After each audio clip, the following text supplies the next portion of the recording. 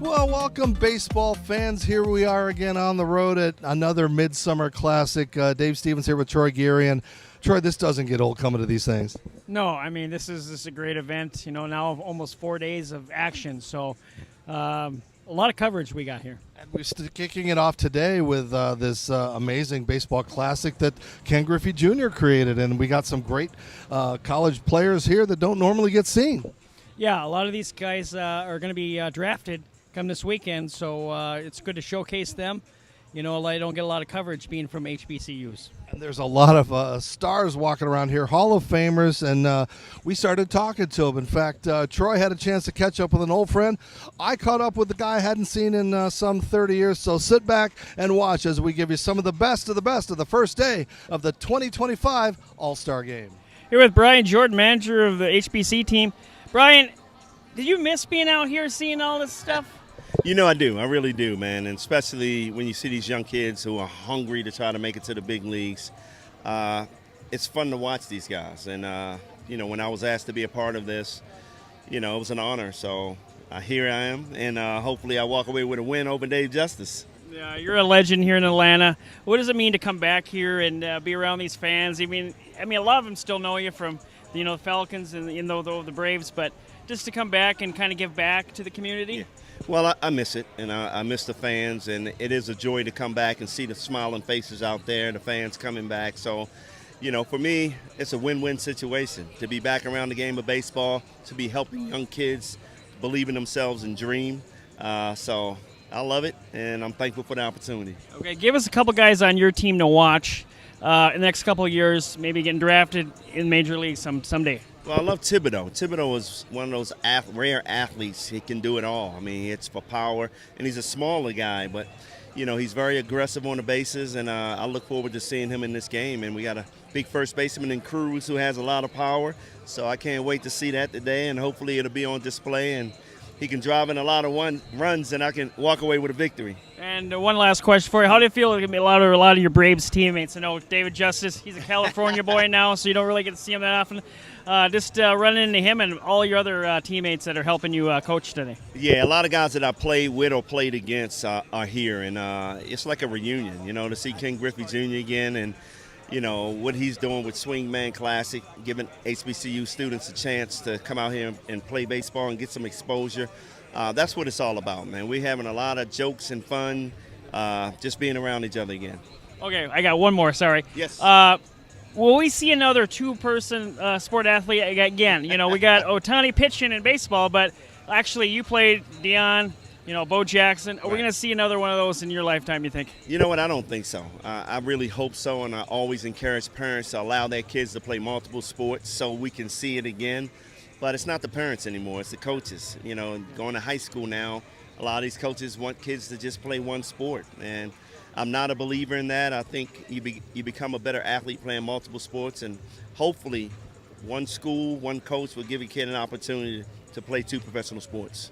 All right, thanks a lot, Brian. Well, it's been a long time, but it is so good. You just don't age. You still look like that kid. Can you come out and take a couple swings? Yeah, I could take a couple swings, but it's the 3 months that it's going to take me to recover. That's going to be the problem. No, I mean, I still do a little bit of swinging here and there, but it's a young man sport now.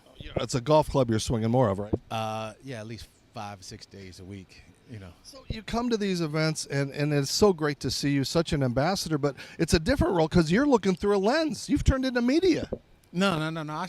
What happened is I wanted to see my kids play, and nobody bothers the cameraman. Nobody bothers the cameraman. So one of my friends sent me a camera, and it just stuck. And I was able to get some good shots early, and it just snowballed into something that is a passion. But your other teammate, Randy Johnson, from the who's a better photog now? Oh, it's still Randy. Yeah, because Randy took it in school. I'm still learning a lot about, you know, a lot of things. I mean, he can pretty much go through a menu and tell you what's going on.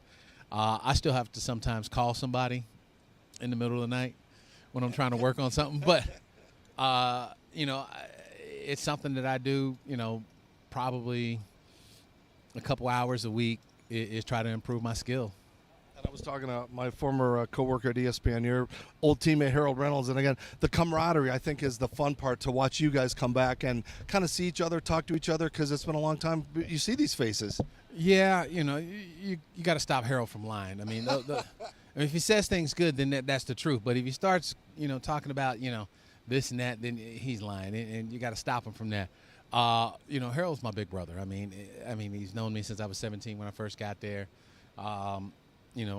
Being drafted by Seattle, and he pretty much took me under his wing since then. Final question: we miss you. Do you miss the game? Oh yeah, I mean, I miss the day in and day out of coming into a locker room and hanging out with the guys. Do I miss the playing? No, it's a young man sport. No, that recovery take too long now. I mean, you know what they say, father time is crazy, and he'll get you. You're still looking good. It's great to spend a little time with you. Hall of Famer, legend. I mean, this guy doesn't get much better than you, so thank you. Here with David Justice. David, how much fun is it to come back with around all these teammates and friends, all your time here in Atlanta? Man, it's been so much fun. I get a chance to see guys I play with, guys I played against.